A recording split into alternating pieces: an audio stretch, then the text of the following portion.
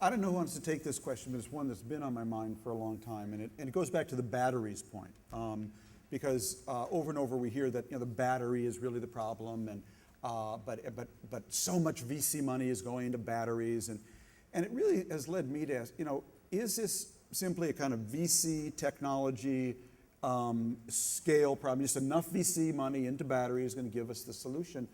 Or are we up against the laws of thermodynamics here? So jump in on that. I was going to talk about policy, not thermodynamics. Please.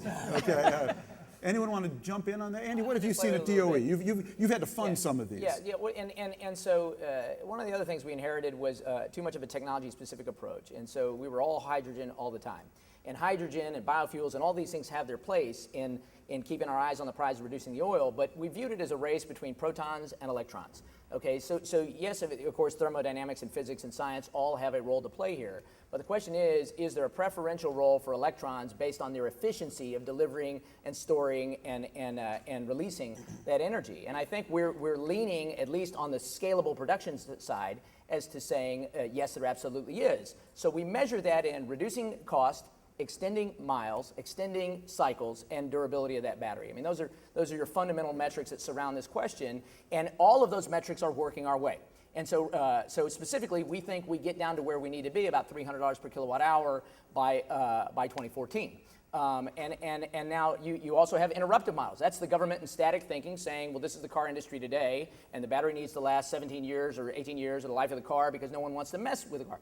Along comes Agassi and his group, and they start saying, well, actually, you don't need a battery to last that long if your price signal's high enough in select markets where the problem is acute enough. You could switch out the battery, and we could go back to something we all grew up with, which was a battery that said 24 months or 36 months, or maybe we don't have to fill it with water.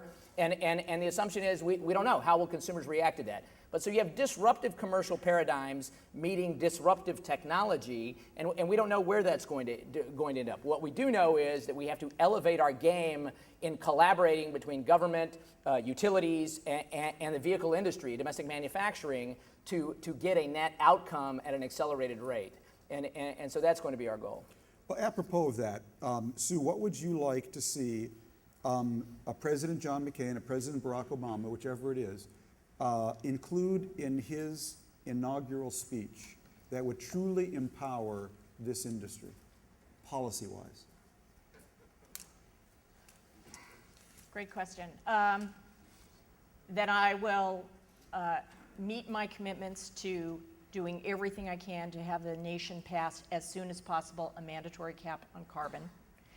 Do it in a way that is workable politically, and therefore we get a framework in place fast, and that will allow us to work in international forum and say America's at the table right now. Two, I would say that we will use the money from the CAP program, either through auctions for technology deployment or circle that back into the United States as a way to provide investment in. I would encourage continuation of tax credits to get these vehicles out there, tax credits for manufacturing, for purchase. And then I would do everything I could from the bully pulpit to ask the states to get their job right on the grid. I think John is totally right that the grid is ready from a physical point of view. I don't think we're ready from a policy for pricing use of the grid so that consumers, let's say all those vehicles get out there and customers plug them in. These residential customers who see average rates across the month, they plug them in all day in the middle of the day and suck out the juice. That grid is not ready. So we have a train wreck happening if the president doesn't say the job is at the states to get the pricing to retail consumers right on this. John, what would you like to hear? Well, I think we're in violent agreement up here on this panel, but I'd add a couple of other items. One, on day one, grant the California waiver on the Clean Air Act. Wait. Let's have that already. Yes. Well, Go ahead. You need a new president to do that, so it has to be on day one. I apologize. And so I think that would be quite important. And then I think on the other side, I think we've got to, I think Jay raised this in his earlier comments. I think you got to think about this simultaneously with production of clean alternative energy. so that I'd like to see, in addition to what we're talking about on the vehicle side and on the carbon side, a requirement that there's a renewable electricity portfolio standard. And then he's got to do, or he's now, I can say he, he's got to do more on efficiency and driving efficiency into the system, decouple it, trying to do as much as you can to decouple electricity rates to bring down demand on the electricity side as well. John, to get this grid to be as efficient as it needs to be, and not only to have the scale, do we need to have a truly national grid? Someone said to me that, you know, our electric grid, if it were a highway system, it would be like driving from Maine to Los Angeles using only local and state roads. Right. We don't have a national grid. I don't have to tell you. Do we need one, or can this work? Sue alluded to this, without a truly integrated national grid. I get developers coming into my office almost every week proposing a new transmission line. A transmission line, interestingly enough, in many instances for wind only. But they are disparate and they're not integrated and they're not looking at a total system. So I think Congressman Inslee's proposal, congressional proposal, as well as one that Senator Reid has, are ones that we absolutely have to look at. We have to look at, first of all, a national energy plan, much as Andy's talked about, that's attribute-based. But from that plan, we then have to develop from those attributes things like a national grid. And I think we absolutely do need a national grid. Doesn't mean we can't start putting in plug-in vehicles prior to that, but I will tell you one thing, putting in plug-in vehicles will facilitate that national grid, because to do wind energy, you need to have regulation services. The state of California is going to put in 7,000 more megawatts of wind by 2012.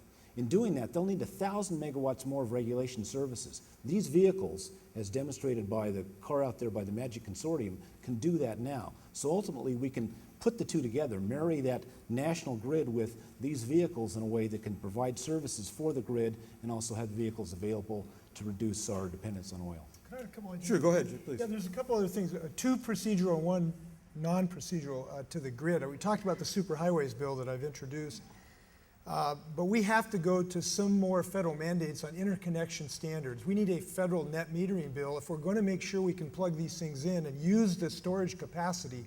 There has to be a federal requirement that we do this. And I have to tell you, we're still fighting like the Civil War when it comes to transmission issues. Every time we try to do something on a federal basis to make this industry spring forth, people are talking about this is the Civil War and we can't, trample on some states' rights. We have to get some federal interconnection standards to make sure the dongle that Felix Kramer can give me can actually plug in and we can really interconnect this system. Second, we have to have a system of decoupling where utilities are required to decouple their revenues from their sales of electricity.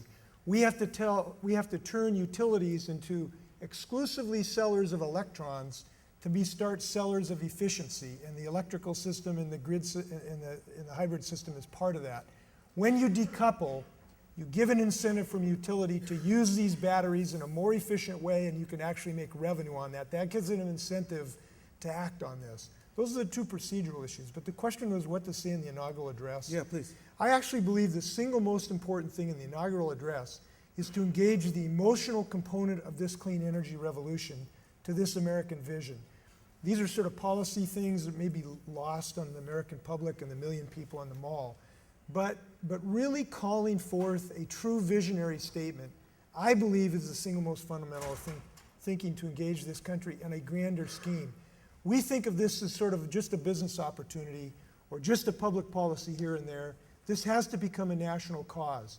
The scale of this demands a national cause rather than tinkering on the edges. And that's why we're going to need a very inspirational message.